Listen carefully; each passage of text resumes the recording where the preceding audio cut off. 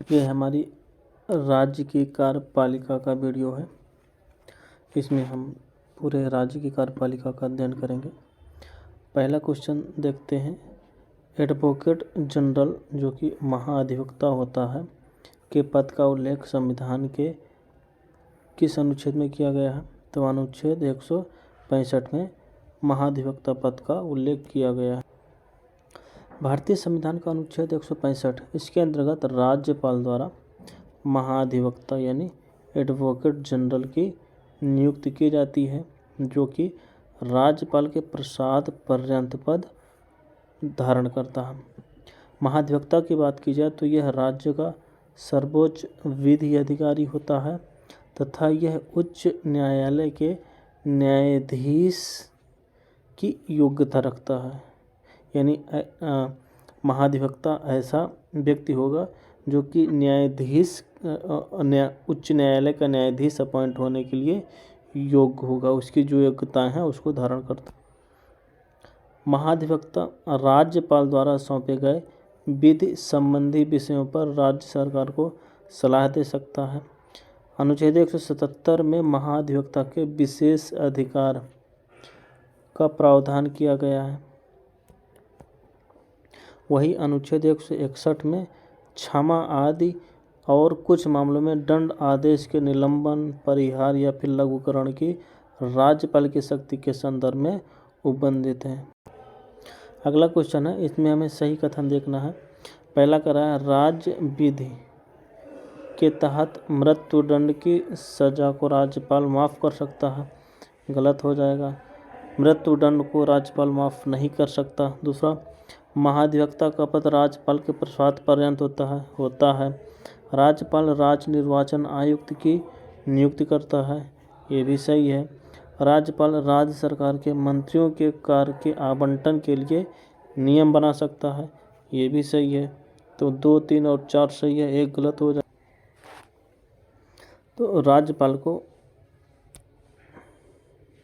किसी विधि के तहत प्राप्त मृत्युदंड की सजा को माफ़ करने का अधिकार नहीं है। वह सजा को स्थगित कर सकता है, परिहार कर सकता है या फिर लघुकरण कर सकता है। मृत्युदंड की सजा माफ़ करने का अधिकार केवल और केवल राष्ट्रपति के पास होता है। राज्य के महाधिवक्ता की नियुक्ति राज्यपाल द्वारा होती है। वह अपने पद पर राज्यपाल के प्रसाद पर्यंत बना रहता है। इसका मतलब यह हुआ कि उसे राज्यपाल द्वारा कभी भी हटाया जा सकता है। राज्यपाल द्वारा निर्वाचन आयुक्त की नियुक्ति की जाती है, लेकिन राज्य निर्वाचन आयुक्त को विशेष मामलों या फिर परिस्थितियों में उसी तरह हटाया जा सकता है जिस प्रकार के उच्च न्यायालय के न्यायाधीश को हटाया जाता है। अनुच्छेद 166(3) के तहत राज्यपाल द्वारा राज्य सरकार की कार्यवाहियों में सुगमता लाने तथा मंत्रियों के बीच उनके आवंटन के लिए नियम बनाने का भी प्रावधान किया गया है। अगला क्वेश्चन है, संविधान के प्रदत्त संवैधानिक विवेकाधिकार के अतिरिक्त राज्यपाल निम्नलिखित में से किन मामलों में परिस्थितिजन्य निर्णय ले सकता है? एक तो विवेकाधिकार से निर्णय लेता है, दूसरा परिस्थितिजन्य यानी सिचुएशन कैसी है उस सिचुएशन के हिसाब से निर्णय लेता है। तो देखते हैं, विधानसभा चुनाव में किसी भी दल को पूर्ण बहुमत न मिलने की स्थिति में मुख्यमंत्री की नियुक्ति के मामले में निर्णय ले सकता है, ये परिस्थितिजन्य है। दूसरा, राज्य विधानसभा में विश्वास मत हासिल न करने पर मंत्रिपरिषद को बर्खास्त कर सकता है या भंग कर सकता है, ये भी परिस्थितिजन्य है। और मंत्रिपरिषद के अल्पमत में आने पर राज्य विधानसभा को विघटित करने के मामले में, ये भी सही हो जाएगा। तीनों सही हो जाएंगे, ये परिस्थितिजन्य निर्णय है राज्यपाल के। संवैधानिक विवेकाधिकारों के अतिरिक्त राज्यपाल राष्ट्रपति के समान परिस्थितिजन्य निर्णय ले सकता है, जैसे कि राजनीतिक स्थिति के मामले में अप्रत्यक्ष निर्णय लेना। इसमें विधानसभा चुनाव के पश्चात जब कोई दल पूर्ण बहुमत नहीं प्राप्त कर पाता तो ऐसी स्थिति में अपेक्षित बहुमत प्राप्त दल के नेता को मुख्यमंत्री के पद के लिए अपॉइंट करते हैं। दूसरा, राज्य विधानसभा में विश्वास मत हासिल न होने की स्थिति में मंत्रिपरिषद को बर्खास्त करना, यह भी राज्यपाल की परिस्थिति जन्म में आता है। और मंत्रिपरिषद के अल्पमत में आने पर भी राज्य विधानसभा को विघटित करना राज्यपाल के परिस्थितिजन्य अधिकार में आता है। अगला क्वेश्चन है, किसी राज्य के मुख्यमंत्री के संदर्भ में हमें सही कथन देखना है। राज्य की कार्यपालिका शक्ति मुख्यमंत्री में निहित होती है, नहीं राज्यपाल में निहित होती है। मुख्यमंत्री का कार्यकाल 5 वर्ष का होता है, तो मुख्यमंत्री के कार्यकाल को निर्धारित नहीं किया गया, ये भी गलत हो जाएगा। मुख्यमंत्री के इस्तीफे या फिर मृत्यु के कारण मंत्रिपरिषद अपने आप में ही विघटित हो जाती है, सही है। तीसरा सही हो जाएगा, 1 और 2 गलत हो जाएगा। अनुच्छेद 154 के अनुसार राज्य की सभी कार्यपालिका संबंधी शक्तियां राज्यपाल में निहित होंगी, जिनका प्रयोग राज्यपाल या तो स्वयं या फिर अपने अधीनस्थ अधिकारियों की सलाह से करेगा। मुख्यमंत्री का कार्यकाल निश्चित नहीं है और वह राज्यपाल के प्रसाद पर्यंत अपने पद पर बना रहता है। क्योंकि मुख्यमंत्री मंत्रिपरिषद का प्रमुख या मुखिया होता है, अतः उसके इस्तीफे या फिर मृत्यु के कारण मंत्रिपरिषद अपने आप ही विघटित हो जाती है, लेकिन किसी मंत्री की मृत्यु या त्याग के कारण मंत्रिपरिषद विघटित नहीं होती। अगला क्वेश्चन है, निम्नलिखित में कौन सा राज्यपाल की शक्तियों से संबंधित नहीं है? राजनयिक और सैन्य शक्तियाँ, ये तो केंद्र सरकार के अंतर्गत आती हैं, तो ये राष्ट्रपति में होगी, ना कि राज्यपाल में, ये गलत हो जाएगा। महाधिवक्ता की नियुक्ति राज्यपाल के अंतर्गत आता है। राज्य विधानसभा को आहूत यानी समन करना, स्थगित करना और उसे भंग करना, यह भी राज्यपाल की शक्तियों के अंतर्गत आता है। दंडों के लिए क्षमा करना, प्रतिलंबन करना, विराम अथवा परिहार प्रदान करने की शक्ति भी राज्यपाल के अंतर्गत आती है, शक्तियों के अंतर्गत आती है। लेकिन राज्यपाल मृत्युदंड को क्षमा नहीं कर सकता। मृत्युदंड को क्षमा करने का अधिकार सिर्फ राष्ट्रपति के पास है। राज्य के संवैधानिक प्रमुख के रूप में राज्यपाल को व्यापक शक्तियां प्राप्त होती हैं तथा राज्य के समस्त कार्य राज्यपाल के नाम से हुआ माना जाता है। जिस प्रकार से केंद्र में राष्ट्रपति के समान जो शक्तियां हैं, वही राज्य में राज्यपाल के पास शक्तियां हैं, परंतु राज्यपाल को राष्ट्रपति की भांति कूटनीतिक, सैन्य या फिर आपातकालीन शक्तियां प्राप्त नहीं होती। यह शक्तियां सिर्फ राष्ट्रपति को प्राप्त होती। कार्यकारी शक्ति के अधीन राज्यपाल राज्य लोक सेवा आयोग के अध्यक्ष और उनके सदस्यों को, राज्य के महाधिवक्ता, राज्य के निर्वाचन आयोग के अध्यक्ष की नियुक्ति, राज्य वित्त आयोग और राज्य के विश्वविद्यालयों के कुलपति की नियुक्ति कर सकता है। राज्यपाल विधायी शक्तियों के अंतर्गत राज्य विधानसभा के सत्र को आहूत कर सकता है, स्थगित कर सकता है और उसे विघटित भी कर सकता है। यह विधायी शक्ति के अंतर्गत होगा।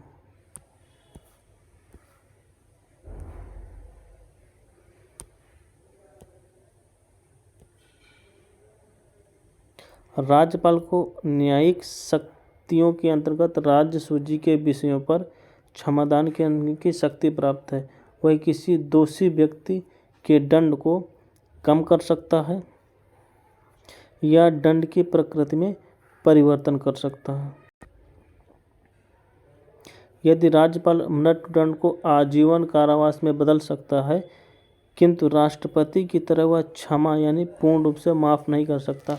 अर्थात राज्यपाल, अगर किसी को मृत्युदंड दिया गया है तो राज्यपाल के पास अधिकार ये है कि उसको आजीवन कारावास में तब्दील करके मृत्युदंड को हटा दें, लेकिन उसे पूर्ण रूप से माफ़ नहीं कर सकता। साथ ही राज्यपाल सैनिक न्यायालय, जिसे कोर्ट मार्शल कहते हैं, द्वारा सजा प्राप्त व्यक्ति की कुछ मदद नहीं कर सकता।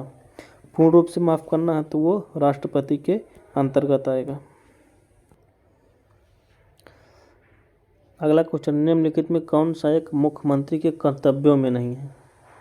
राज्यपाल के मामलों के प्रशासन से संबंधित मंत्रिपरिषद के सभी निर्णयों और विधायन के प्रस्तावों को राज्य के राज्यपाल को संसूचित कराना, यह मुख्यमंत्री के कर्तव्यों में है।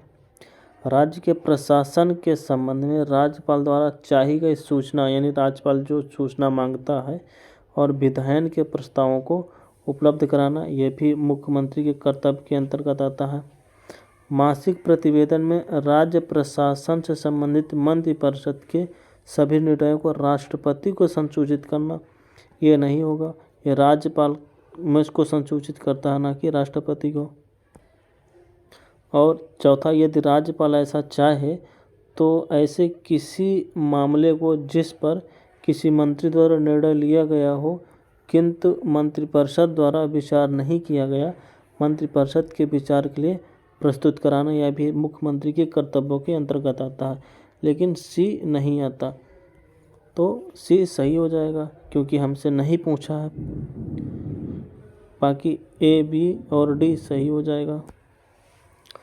मुख्यमंत्री, राज्यपाल एवं मंत्रिपरिषद के बीच कड़ी होती है, यानी एक तरह से ब्रिज का कार्य करता है मंत्रिपरिषद और राज्यपाल के बीच। अनुच्छेद 167 के अंतर्गत राज्यपाल को सूचना प्रदान करने से संबंधित मुख्यमंत्री के कुछ कर्तव्य गिनाए गए हैं, जिसमें राज्य के प्रशासन संबंधी और विधान विषय प्रस्थापनाओं संबंधी मंत्रिपरिषद के सभी विनिश्चय राज्यपाल को समुचित कराना यानी उपलब्ध कराना। दूसरा, राज्यपाल के प्रशासन संबंधी तथा विधायी प्रस्तावों की जानकारी जो राज्यपाल मांगे उसको प्रदान कराना।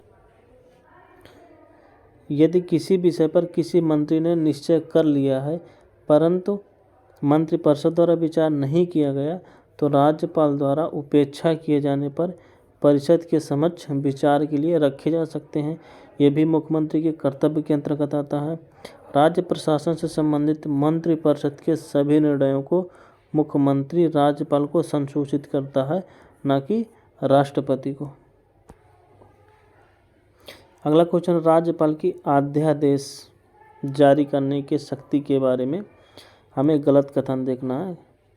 यह विवेकाधीन शक्ति नहीं है, सही है, विवेकाधीन शक्ति नहीं है। दूसरा, राज्यपाल किसी भी समय अध्यादेश को वापस ले सकता है, ये भी सही है।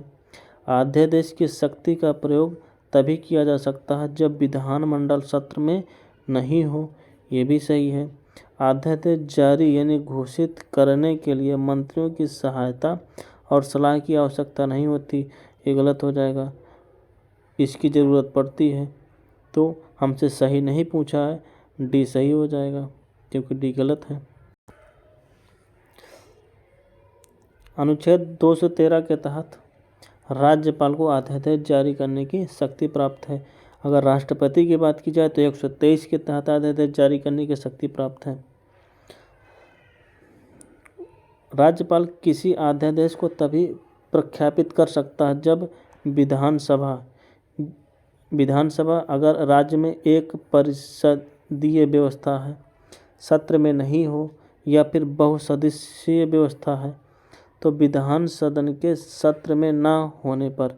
इसका मतलब ये है कि अगर किसी राज्य में एक परिषद है तो वहाँ यदि विधान जब एक परिषद होगी तो इसका मतलब कि उस राज्य में विधानसभा है, और जब बहुसदस्यीय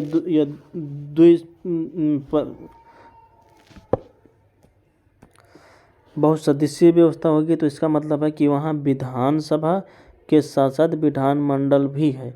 अब बात करते हैं अध्यादेश राज्यपाल कब जारी कर सकता है। तो अध्यादेश राज्यपाल तभी जारी कर सकता है जब विधानसभा सत्र में ना हो या फिर विधान मंडल सत्र में ना हो, ठीक है। वह इस बात पर संतुष्ट हो कि अब ऐसी परिस्थितियां आ गई हैं कि तुरंत कदम उठाना जरूरी है, तब भी अध्यादेश जारी किया जा सकता है। वह अध्यादेश को किसी भी समय वापस ले सकता है। उसकी अध्यादेश निर्माण की शक्ति स्वैच्छिक या विवेकाधीन नहीं है, और इस आधार पर राज्यपाल अध्यादेश निर्माण या विधि निर्माण तथा अध्यादेश को वापस लेने का काम केवल मुख्यमंत्री के नेतृत्व वाली मंत्रिपरिषद की सलाह पर ही करेगा, न कि विवेकाधिकार के अंतर्गत। उसके द्वारा जारी अध्यादेश राज्य विधानमंडल सत्र प्रारंभ होने के 6 सप्ताह उपरांत समाप्त हो जाएगा। यह उस स्थिति में भी समाप्त हो सकता है यदि राज्य विधानसभा अस्वीकृत करे और विधान परिषद जहां यानी जिन राज्यों में विधान परिषद हो उसके द्वारा भी इसे अस्वीकृत कर दिया है, तब भी अध्यादेश 6 सप्ताह के उपरांत समाप्त हो सकता है। 6 सप्ताह के पहले भी समाप्त हो सकता है, लेकिन अगर अस्वीकार नहीं किया जाता तो उसको 6 सप्ताह के बाद समाप्त हो जाता है जब सत्र प्रारंभ होता है, और उस 6 सप्ताह के अंदर इस अध्यादेश को रेटिफाई करना होता है। अगला क्वेश्चन है, उच्च न्यायालय के न्यायाधीशों की नियुक्ति संबंधित राज्य के राज्यपाल द्वारा की जाती है? नहीं, राष्ट्रपति के द्वारा की जाती है। दूसरा, राज्य की विधानसभा के अध्यक्ष की नियुक्ति संबंधित राज्य के मुख्यमंत्री के द्वारा की जाती है? ये भी नहीं की जाती। राज्य की विधानसभा के अध्यक्ष और उपाध्यक्ष का निर्वाचन विधानसभा के सदस्यों के द्वारा किया जाता है। तो दोनों गलत हो जाएंगे, आंसर डी होगा, ना तो ए और ना ही बी। अनुच्छेद 217 के अनुसार न्यायाधीशों की नियुक्ति राष्ट्रपति द्वारा निम्नलिखित परामर्श के पश्चात की जाएगी। यानी कि जब न्यायाधीशों की नियुक्ति करना, राष्ट्रपति भारत के मुख्य न्यायाधीश से परामर्श करेंगे। इसके साथ जिस राज्य में न्यायाधीश की नियुक्ति करना है उस राज्य के राज्यपाल से परामर्श करेंगे, और साथ ही यदि उच्च न्यायालय के मुख्य न्यायाधीश की नियुक्ति नहीं करना यानी अन्य न्यायाधीशों की नियुक्ति करना है तो उच्च न्यायालय के मुख्य न्यायाधीश से भी परामर्श ले सकते हैं, लेना होता है। इन सब के अनुसार राष्ट्रपति उच्च न्यायालय के न्यायाधीशों की नियुक्ति करते हैं। सामान्य रूप से होता क्या है कि चाहे उच्च न्यायालय हो चाहे सुप्रीम कोर्ट हो, इन न्यायाधीशों की जो नियुक्ति होती है वो कॉलेजियम सिस्टम से होती है। न्यायाधीशों का एक मंडल होता है, उसके द्वारा जिनका नाम रिकमेंड किया जाता है, राष्ट्रपति आम सहमति के द्वारा उनकी नियुक्ति कर देते हैं। राज्य विधान मंडल के प्रत्येक सदन का अपना पीठासीन अधिकारी होता है। विधानसभा के लिए अध्यक्ष व उपाध्यक्ष और विधान मंडल के लिए सभापति और उपसभापति, जिस प्रकार से लोकसभा और राज्यसभा में होता है। विधानसभा के सदस्य अपने सदस्यों के बीच से ही अध्यक्ष का चुनाव करते हैं, ना कि मुख्यमंत्री के द्वारा अपॉइंट किए जाते हैं। अगला क्वेश्चन, अध्यादेश बनाने की राज्यपाल की शक्ति के बारे में सही कथन देखना है। पहला करा यह वैवेविक शक्ति यानी विवेकिक शक्ति है राज्यपाल की? नहीं। किसी भी समय अध्यादेश को वापस लेने के लिए स्वयं राज्यपाल भी सक्षम नहीं है, यह गलत। राज्यपाल अध्यादेश को किसी भी समय वापस ले सकता है। आंसर डी सही हो जाएगा, क्योंकि दोनों गलत हैं। अगला क्वेश्चन, भारत के राज्यपाल के पद के बारे में हमें सही कथन देखना है। एक राज्यपाल एक से अधिक राज्य के राज्यपाल के रूप में कार्य कर सकता है, सही है। दूसरा, राज्यपाल को राज्य विधि के अधीन सिद्ध दोष ठहराए गए किसी व्यक्ति के दंड को क्षमा, उसका प्रविलंबन, परिहार करने की शक्ति प्राप्त है, लेकिन मृत्युदंड को क्षमा करने की शक्ति प्राप्त नहीं है। दूसरा भी सही हो जाएगा। राज्यपाल की नियुक्ति राष्ट्रपति द्वारा उस राज्य के मुख्यमंत्री की सिफारिश पर की जाती है, ये गलत हो जाएगा। मुख्यमंत्री की सिफारिश पर नहीं की जाती। आंसर है और 1-2 सही हो जाएगा। संविधान के अनुच्छेद 155 के अंतर्गत राज्यपाल की नियुक्ति राष्ट्रपति करता है। मूल संविधान में प्रत्येक राज्य के लिए एक राज्यपाल का प्रावधान किया गया था, लेकिन हम लोगों ने 7वां संविधान संशोधन किया 1956 में, और इसके द्वारा यह प्रावधान कर दिया गया कि एक ही व्यक्ति 2 या 2 से अधिक राज्यों का राज्यपाल नियुक्ति हो सकता है। राज्यपाल की न्यायिक शक्तियों के अंतर्गत उसे राज्य विधि के अधीन सिद्ध दोष ठहराएगा किसी व्यक्ति के दंड को क्षमा करना, उसका प्रविलंबन करना, विराम या परिहार करना अथवा दंड आदेश को निलंबन, परिहार या लघुकरण की शक्ति प्राप्त होता है राज्य विधि के अंतर्गत। अगला क्वेश्चन है, हमें सही कथन देखना है भारत के राज्यपाल के संदर्भ में। पहला करा सरकारी आयोग 1983 ने सिफारिश की थी कि राज्यपालों की नियुक्ति अनिवार्य रूप से निष्पक्ष होकर की जानी चाहिए। सही है। जब राज्य का शासन संविधान के उपबंधों के अनुसार नहीं चल रहा हो तो राज्यपाल उस राज्य में राष्ट्रपति शासन लगाने की सिफारिश कर सकता है। ये भी सही है। राज्यपाल राज्य सरकार को बर्खास्त करने तथा राज्य विधानसभा को निलंबित या विघटित करने की अनुशंसा भी कर सकता है केंद्र सरकार से। ये भी सही है। तीनों सही हो जाएंगे। अगला क्वेश्चन हमें गलत कथन देखना है। पहला कथन है राज्यपाल को यह अधिकार है कि वह राज्य सरकार को बर्खास्त तथा राज्य विधानसभा को निलंबित या विघटित कर सकता है।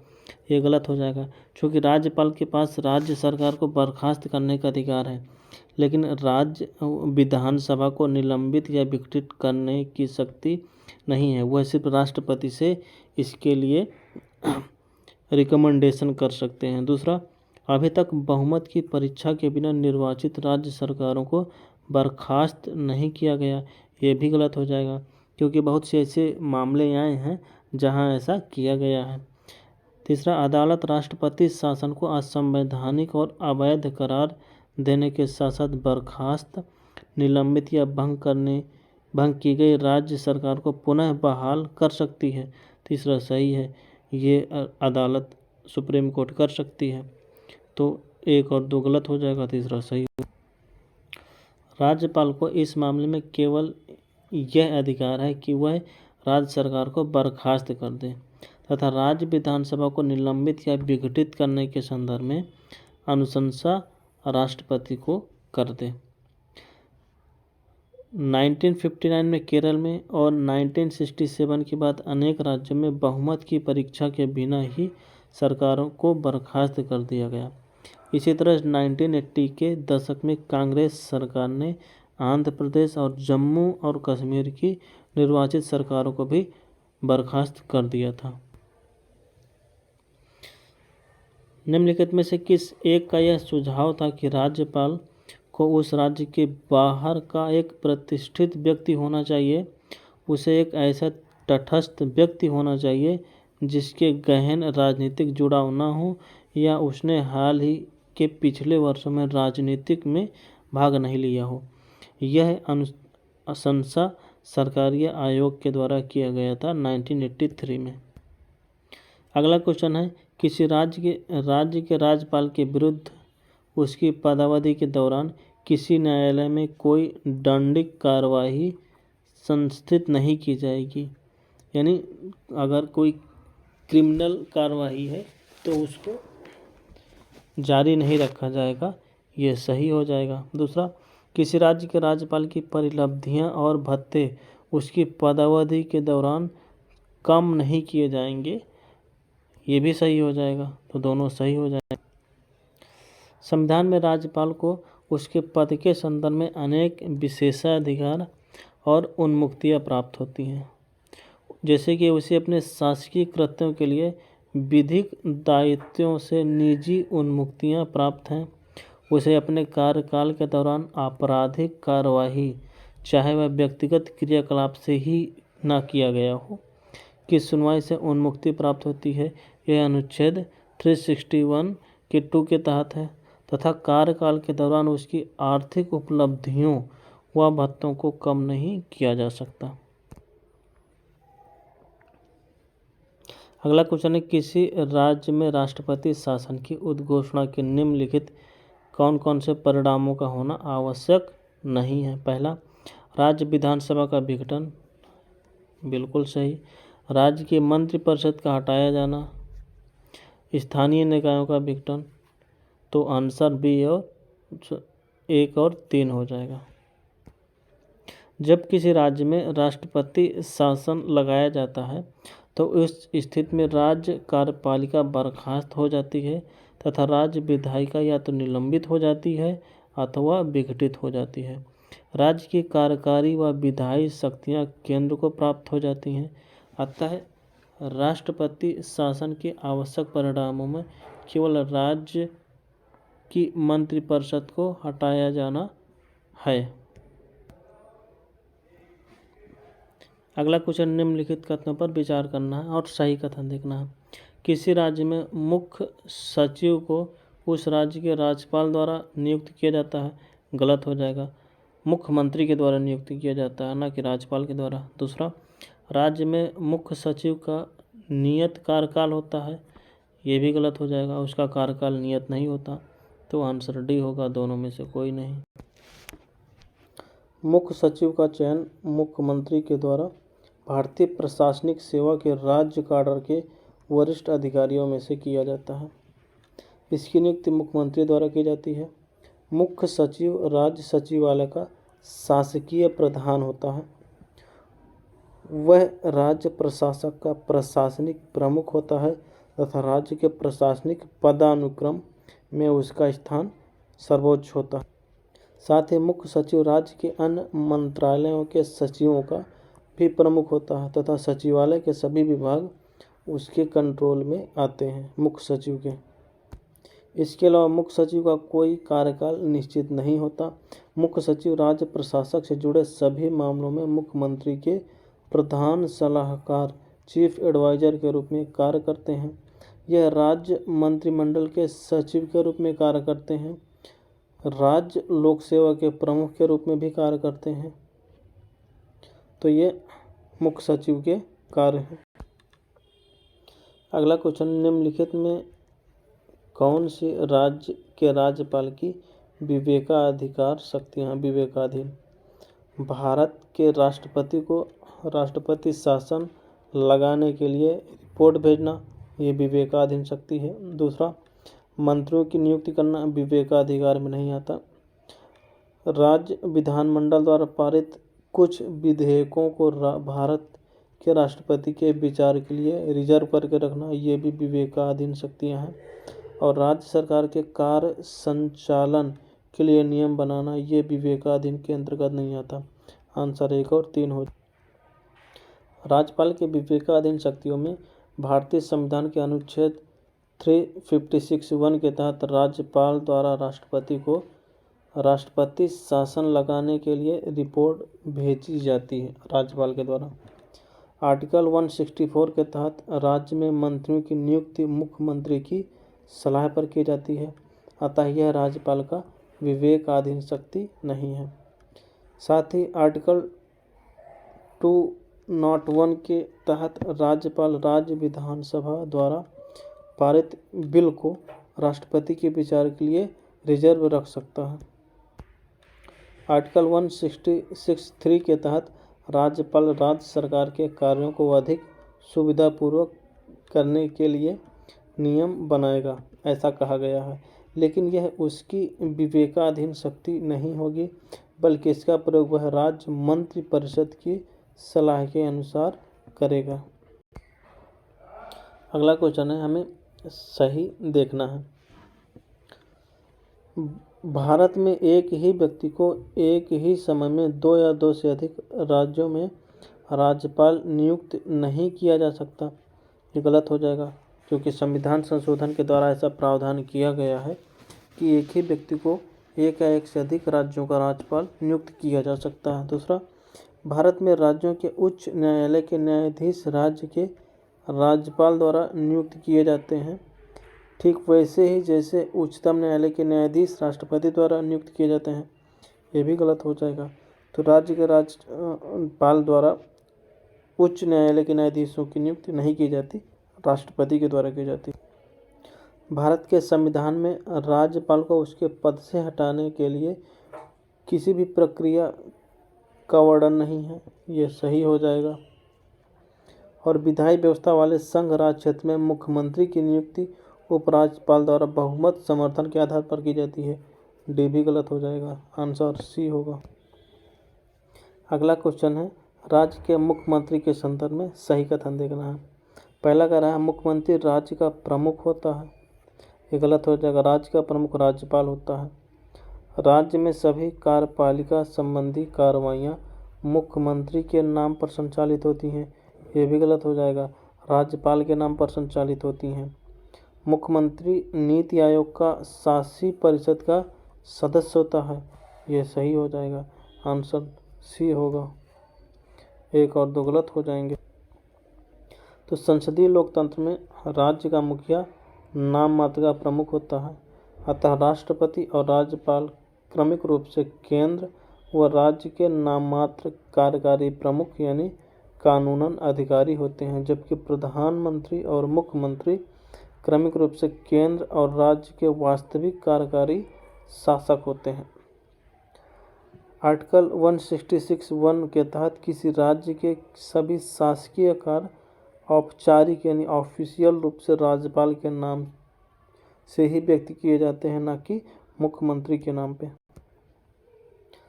नीति आयोग, जिसे योजना आयोग के स्थान पर लाया गया था, की संचालन समिति की अध्यक्षता प्रधानमंत्री के द्वारा की जाती है, जबकि इसके सदस्यों में सभी राज्यों के मुख्यमंत्रियों के साथ साथ राष्ट्रीय राजधानी क्षेत्र दिल्ली तथा पुदुचेरी के मुख्यमंत्री भी शामिल होते हैं। नेक्स्ट क्वेश्चन है, भारत में राष्ट्रपति और राज्यपाल की क्षमतान शक्तियों के संदर्भ में सही कथन देखना है। पहला, राष्ट्रपति कोर्ट मार्शल यानी सैन्य न्यायालयों की सजा पर क्षमादान दे सकता है, लेकिन राज्यपाल ऐसा नहीं कर सकता। सही है। दूसरा, राष्ट्रपति किसी भी मामले में मृत्युदंड पर क्षमादान दे सकता है, जबकि राज्यपाल मृत्युदंड पर क्षमादान केवल तभी दे सकता है जब इसे राज्य कानून के द्वारा निर्धारित किया गया हो। ये गलत हो जाएगा।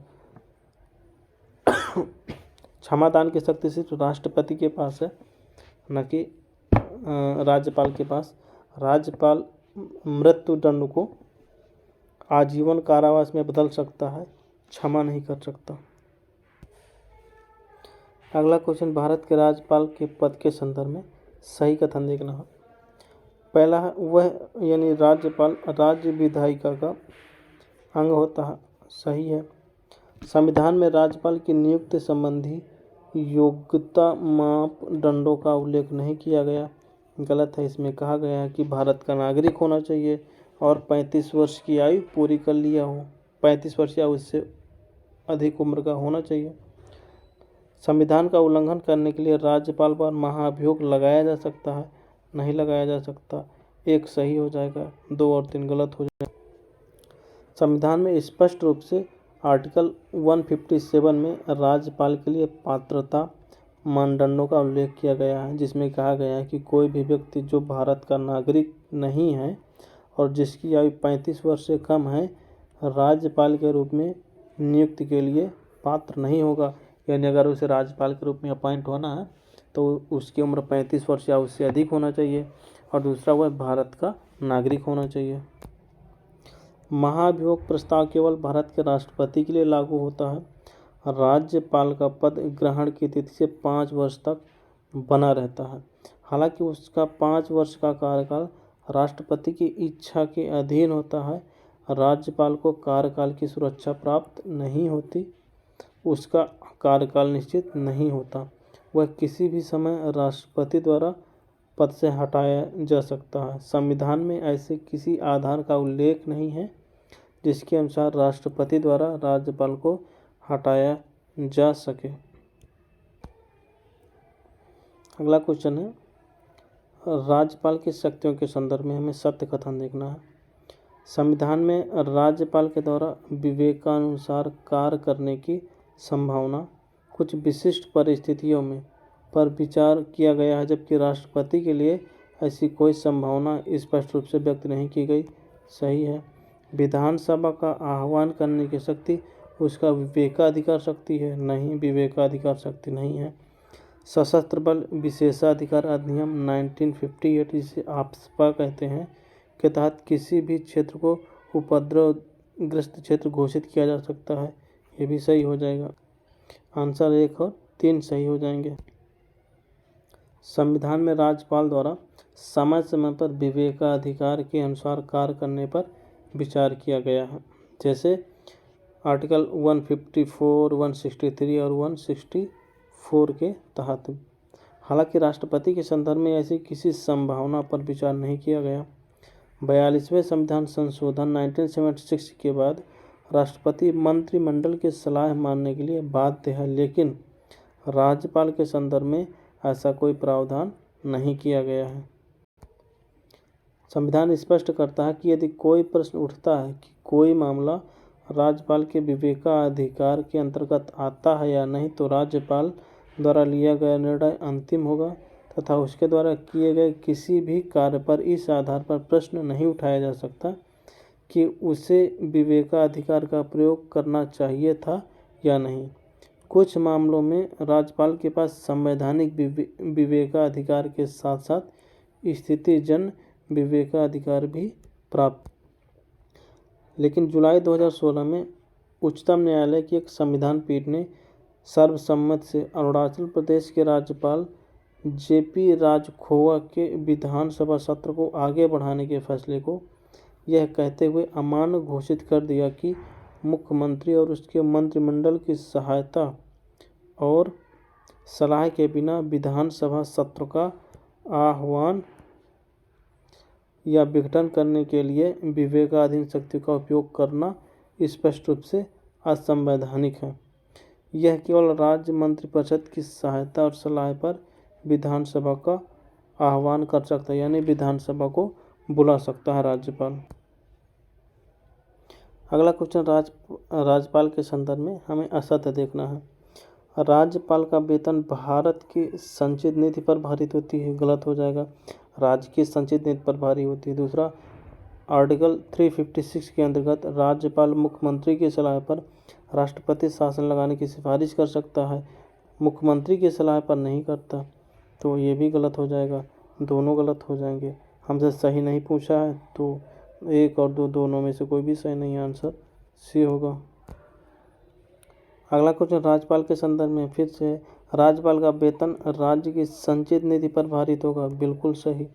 अनुच्छेद 356 के अंतर्गत राज्यपाल मुख्यमंत्री की सलाह पर राष्ट्रपति शासन लगाने की सिफारिश करते हैं, नहीं, तो सही नहीं पूछा है, आंसर बी हो जाएगा। अगला क्वेश्चन राज्यपाल की न्यायिक शक्तियों के संदर्भ में, वह दंड को क्षमा, उसका प्रविलंबन, विराम और परिहार कर सकता है, सही है। वह संबंधित राज्य के उच्च न्यायालय के न्यायाधीशों की नियुक्ति करता है, नहीं, इनकी नियुक्ति राष्ट्रपति के द्वारा की जाती है। हमसे सही पूछा है, आंसर ए हो जाएगा। अगला क्वेश्चन राज्यपाल के संवैधानिक स्थिति के संबंध में सही कथन देखना है। पहला कह रहा है इसे अमेरिकी संवैधानिक प्रणाली से लिया गया है, राज्यपाल की संवैधानिक स्थिति, गलत हो जाएगा। इसे कनाडाई मॉडल यानी कनाडा की मॉडल पे लिया गया है, न कि अमेरिका संवैधानिक प्रणाली से। दूसरा, राज्यपाल का कार्यकाल पद ग्रहण की तिथि से 5 वर्ष की अवधि के लिए होता है, सही है। राज्य विधानसभा में जब किसी भी दल के पास स्पष्ट बहुमत नहीं होता, तो राज्यपाल के पास मुख्यमंत्री की नियुक्ति करने का विवेकाधिकार होता है। तीसरा भी सही है, 2 और 3 सही हो जाएगा, 1 गलत हो जाएगा। अगला क्वेश्चन राज्यपाल को मंत्रिपरिषद की सहायता और सलाह के संदर्भ में हमें सही कथन देखना है। पहला कह रहा है मंत्री द्वारा राज्यपाल को दी गई सलाह की जांच केवल उच्च न्यायालय में की जा सकती है, ये गलत हो जाएगा। इसकी जांच किसी भी न्यायालय में, ना तो उच्च न्यायालय में ना ही उच्चतम न्यायालय में की जा सकती है। दूसरा, राज्यपाल को यह निर्णय करने का प्राधिकार है कि कोई विषय उसकी विवेकाधीन शक्ति के अंतर्गत आता है या नहीं, ये सही हो जाएगा, आंसर बी हो जाएगा। यदि कोई प्रश्न उठता है कि कोई विषय ऐसा है या नहीं जिसके संबंध में भारतीय संविधान द्वारा या उसके अधीन राज्यपाल से यह अपेक्षित है कि वह अपने विवेकानुसार कार्य करे, तो राज्यपाल का अपने विवेकानुसार किया गया निर्णय अंतिम होगा और राज्यपाल द्वारा दी गई इस बात की मान्यता पर इस आधार पर कोई प्रश्न नहीं किया जा सकता कि उसे अपने विवेकानुसार कार्य करना चाहिए था अथवा नहीं। दूसरा, मंत्रिपरिषद द्वारा राज्यपाल को दी गई सलाह किसी न्यायालय में प्रश्नगत नहीं होगा, इसके खिलाफ हम किसी भी न्यायालय में नहीं जा सकते। राज्यपाल निम्नलिखित में से किन अधिकारियों को हटा सकता है? संयुक्त राज्य लोक सेवा आयोग के अध्यक्ष और सदस्य को, नहीं। राज्य लोक सेवा आयोग के अध्यक्ष और सदस्य को, नहीं। उच्च न्यायालय के न्यायाधीश को, नहीं। राज्य चुनाव आयुक्त को नहीं। राज्य का महाधिवक्ता इसको हटा सकता है, बाकी को नहीं हटा सकता। राज्यपाल के स्वविवेक संबंधी शक्तियों का संबंध किन अनुच्छेदों से किया गया है? तो आर्टिकल 163(1) के तहत किया गया है स्वविवेक। आर्टिकल 2392 के तहत भी किया गया है। आर्टिकल 356 के तहत भी किया गया है और आर्टिकल 371 के तहत भी किया गया है। सभी अनुच्छेद के तहत स्वविवेक संबंधी शक्ति का वर्णन किया गया है राज्यपाल के। आर्टिकल 163(1) के तहत स्वविवेक पर आधारित कार्यों के विषय में राज्यपाल मंत्रिपरिषद की सलाह मानने के लिए बाध्य नहीं होगा। आर्टिकल 2392 के तहत यदि राज्यपाल को किसी केंद्र शासित प्रदेश का प्रशासक अपॉइंट किया जाता है तो ऐसी स्थिति में उसे मंत्रिपरिषद से सलाह लेना आवश्यक नहीं होगा, ये भी विवेकाधीन शक्ति होगी। आर्टिकल 356 के तहत राज्य के संवैधानिक तंत्र के विफल हो जाने की स्थिति में राज्यपाल मंत्रिपरिषद की सलाह के बिना राष्ट्रपति को प्रतिवेदन भेज सकता है और उस आधार पर राष्ट्रपति शासन लग सकता है। आर्टिकल 371 के तहत कुछ राज्यों को कानूनी व्यवस्था व विकास कार्यों के संदर्भ में वहां के राज्यपालों को विशेषाधिकार प्राप्त होता है। अगला क्वेश्चन है, एक ही व्यक्ति को 2 या 2 से अधिक राज्यों का राज्यपाल बनाने संबंधी प्रावधान 7वें संविधान संशोधन अधिनियम 1956 द्वारा किया गया था। बिल्कुल सही है। संविधान के आर्टिकल 156 के तहत राज्यपाल राष्ट्रपति के प्रसाद पर्यंत अपना पद धारण करता है, ये भी सही है। राज्यपाल राज्य के उच्च न्यायालय के न्यायाधीशों की नियुक्ति कर सकता है, नहीं, राष्ट्रपति करता है। राज्यपाल को राज्य की विधान परिषद के 1/12 सदस्यों को नाम निर्दिष्ट करने की शक्ति प्राप्त है, गलत हो जाएगा। 1/12 सदस्य नहीं, 1/6 सदस्यों को। तो आंसर 1 और 3 हो जाएगा। हमसे सही पूछा है 1 और 2 होगा, आंसर ए हो जाएगा। भारत में राज्यपाल के पद के संबंध में निम्नलिखित में कौन सा कथन गलत है? एक व्यक्ति 2 या अधिक राज्यों का राज्यपाल नियुक्त हो सकता है, बिल्कुल सही। यह विधानसभा अध्यक्ष को संबोधित त्याग पत्र देकर अपना त्याग पत्र दे सकता है, विधानसभा अध्यक्ष को नहीं, राष्ट्रपति को। राज्यपाल की नियुक्ति के लिए न्यूनतम 35 वर्ष की आयु निश्चित की गई है, सही है। और राज्यपाल अपना पद ग्रहण करने से पहले उच्च न्यायालय के मुख्य न्यायमूर्ति के समक्ष शपथ लेता है, ये भी सही हो जाएगा। सी भी सही हो जाएगा, बी गलत हो जाएगा, ये सही हो जाएगा। अगला क्वेश्चन है, राज्य का महाधिवक्ता राज्यपाल के प्रसाद पर्यंत पद धारण करता है, सही है। मुख्यमंत्री राज्य की सरकार का कार्य अधिक सुविधापूर्वक किए जाने के लिए मंत्रियों के उन कार्यों के आवंटन के लिए नियम बनाता है, कौन? मुख्यमंत्री नहीं, राज्यपाल बनाता है, दूसरा गलत हो जाएगा। राज्य के प्रादेशिक निर्वाचन क्षेत्रों के निर्धारण के लिए जनसंख्या को आधार बनाया गया है, सही है। तो हमसे सही पूछा है, 1 और 3 सही हो जाएगा, दूसरा गलत हो जाएगा, आंसर सी होगा। आर्टिकल 166(3) के अनुसार राज्यपाल राज्य की सरकार का कार्य अधिक सुविधापूर्वक किए जाने के लिए मंत्रियों और उक्त कार्य के आवंटन के लिए नियम बनाता है। निम्नलिखित में कौन सा कथन सही है देखना है। राज्य का राज्यपाल कभी भी राज्य उच्च न्यायालय के मुख्य न्यायाधीश को संबोधित कर अपना त्यागपत्र दे सकता है, गलत हो जाएगा, राष्ट्रपति को देते हैं। एक राज्यपाल जिसका कार्यकाल पूरा हो चुका है को उसी राज्य या अन्य राज्य में दोबारा नियुक्त किया जा सकता है, सही है। एक राज्यपाल 5 वर्ष के अपने कार्यकाल के बाद भी तब तक पद पर बना रह सकता है जब तक कि उसका उत्तराधिकार पद ग्रहण नहीं कर लेता, ये भी सही है। राज्यपाल राज्य विधानमंडल द्वारा निर्धारित सभी प्रकार की उपलब्धियों, विशेषाधिकार और भत्तों के लिए अधिकृत होता है, ये गलत हो जाएगा। राज्य विधानमंडल द्वारा नहीं, संसद द्वारा जो भी उपलब्धियां, विशेषाधिकार और भत्ते निर्धारित किए जाते हैं उसे प्राप्त करने के लिए अधिकृत होता है। तो 2 और 3 सही हो जाएगा और 1 और 4 गलत हो जाएगा। राज्यपाल की न्यायिक शक्तियों के संदर्भ में सही कथन देखना है। वह दंड को क्षमा, उसका प्रविलंबन विराम और परिहार कर सकता है, सही है, लेकिन मृत्युदंड को क्षमा नहीं कर सकता। वह संबंधित राज्य के उच्च न्यायालय के न्यायाधीशों की नियुक्ति करता है, नहीं, इसकी नियुक्ति राष्ट्रपति के द्वारा की जाती है। सही पूछा है, आंसर ए होगा। अगला क्वेश्चन राज्य के महाधिवक्ता के विषय में। महाधिवक्ता की नियुक्ति राज्यपाल द्वारा की जाती है, सही है।